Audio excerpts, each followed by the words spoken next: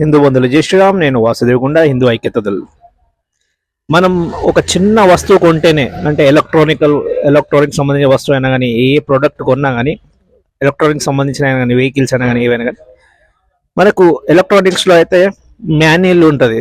అది ఆ వస్తువు ఎలా వాడాలని చెప్పేసి. అదే వెహికల్ అయితే వాడు ముందే చెప్తాడు అనమాట. షోరూమ్ వాడు ఎవడైతే పర్సన్ ఉంటాడో ముందే చెప్తాడు, ఈ వెహికల్ ఎలా వాడాలి, దీని మైలేజ్ ఏంది, దీన్ని ఎట్లా మెయింటైన్ చేస్తే ఎంత బాగుంటుంది అని చెప్పేసి. అలాంటిది సాక్షాత్ ఆ పార్వతీమాత ముద్దుల తనయుడు ఆ విఘ్నేశ్వరుడు నేల మీదకి వచ్చే రోజు ఈ గణేష్ ఉత్సవానికి వస్తున్నాడు. కాబట్టి ఈ గణేశుణ్ణి తయారు చేసే తయారీదారులు ఎవరైతే మన విఘ్నేశ్వరుణ్ణి మన చేతికి అందిస్తున్న ఈ కళాకారులు ఉన్నారు కదా, వాళ్ళు మొదట దృష్టిలో పెట్టుకోవాల్సింది ఏంటంటే, విఘ్నేశ్వరుణ్ణి మన చేతికి ఇచ్చేటప్పుడు ఒక మాట మాత్రం ఖచ్చితంగా చెప్పాలి. అదేంటంటే, మద్యపానం సేవించి విఘ్నేశ్వరుణ్ణి ముట్టొద్దు. అది ఫస్ట్ డే 1 నుంచి లాస్ట్ 11 రోజుల వరకు కూడా అని ఖచ్చితంగా చెప్పాలన్నమాట. ఇది వాళ్ళ బాధ్యత. ఇది ఎందుకంటే మన హిందూ సోదరులు చాలామంది చేసిన తప్పులు ఏంటంటే, ఫస్ట్ నుంచి 11 రోజుల వరకు చేసాము, విఘ్నేశ్వరుని కదిలిచ్చేసినాము. చలో ఇంకేం చేస్తారు, విఘ్నేశ్వరుని తీసుకెళ్లేటప్పుడు మధ్య సేవించి తీసుకెళ్ళడం. ఇది చేస్తున్న చాలా తప్పు, ఇది పాపం అన్నమాట. ఇలా ఎవరైతే చేస్తారో చెప్తున్నాను, వాళ్ళ కర్మలు అనేది చాలా ఘోరంగా తగులుతాయి. తప్పులు మాత్రం ఇలాంటి తప్పులు చేయకండి. మద్యపానాన్ని సేవించి మాత్రం అస్సలు విఘ్నేశ్వరుణ్ణి ఊరేగింపు తీసుకెళ్ళొద్దు. ఊరేగింపు తీసుకెళ్ళండి, కానీ మద్యపానాన్ని సేవించి మాత్రం తీసుకెళ్ళకండి. చాలా తప్పు. ఇది ఒక పాయింట్. అయితే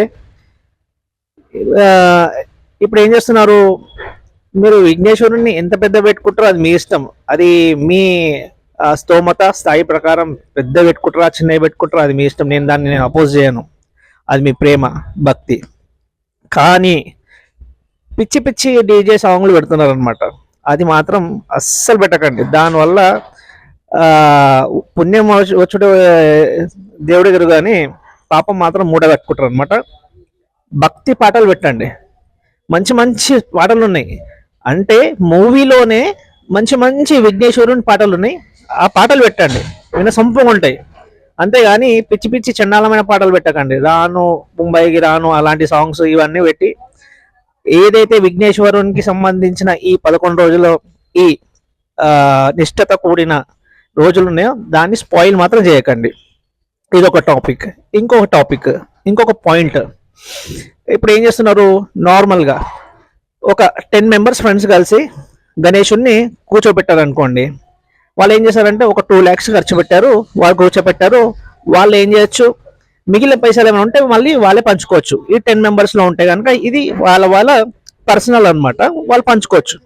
అదే ఎవరైతే గణేష్ ఉత్సవ కమిటీలు పెట్టేసి అందరి దగ్గర డబ్బులు వసూలు చేసి, అంటే అందరి దగ్గర డబ్బు చందాలు తీసుకొని కలెక్ట్ చేసుకొని 11 రోజులు మనం కష్టపడ్డాము, ఇంకేంది ఈ డబ్బుతోటి మందు తాగొచ్చు అని చెప్పేసి ఎవరైతే ఇట్లా డబ్బులు ఖర్చు పెడుతున్నారో, ఇతరుల డబ్బులు ఖర్చు పెడుతున్నారో, అది అస్సలు చేయకండి. అది ఏ మాత్రం మీకు మంచిది కాదు. ఒకవేళ ఆ డబ్బులు మిగిలితే కనుక ఏ అనాథ ఆశ్రమానికైనా డొనేట్ చేయండి, లేదా ఒక రోజు అన్నదానం చేసైనా ఆ డబ్బులను ఖర్చు పెట్టండి. కానీ ఇలా మాత్రం డబ్బులు మిగిలినాయి కదా అని చెప్పేసి పంచుకోవడం అయినా కానీ, ఇది నేను అందరి గురించి అనట్లేదు, కొంతమంది ప్రబుద్ధులు ఉన్నారు అనమాట, వాళ్ళ గురించి చెప్తున్నాను అనమాట. మిగిలినాయి కదా పైసలు, మేము 11 రోజులు కష్టపడ్డాము, ఖర్చు పెడతాము, తాగుతాం, తందనాలు ఆడతాము, కాదు. అది పద్ధతి కాదు. ఏవైతే గణేశుడికి సంబంధించిన గణేశుడికి అని చెప్పి కూర్చోబెట్టిన డబ్బులు ఉన్నాయి కదా, ఆ డబ్బులు మాత్రం మీరు గణేశుడికే ఖర్చు పెట్టండి, లేదా ఏదైనా అనాథ ఆశ్రమానికి డొనేట్ చేయండి, లేదా అన్నదానం చేయండి. కానీ పర్సనల్గా యూజ్ మాత్రం చేయొద్దు. పర్సనల్గా జోబులో పెట్టుకోవద్దు. మందులు సేవించి విఘ్నేశ్వరుణ్ణి యాత్ర మాత్రం తీయొద్దు. ఇదన్నమాట. ఏదేమైనా కానీ వెళ్ళేటప్పుడు విఘ్నేశ్వరుణ్ణి 11 రోజులు నిమజ్జనం చేసేటప్పుడు జాగ్రత్తగా నిమజ్జనం చేయండి.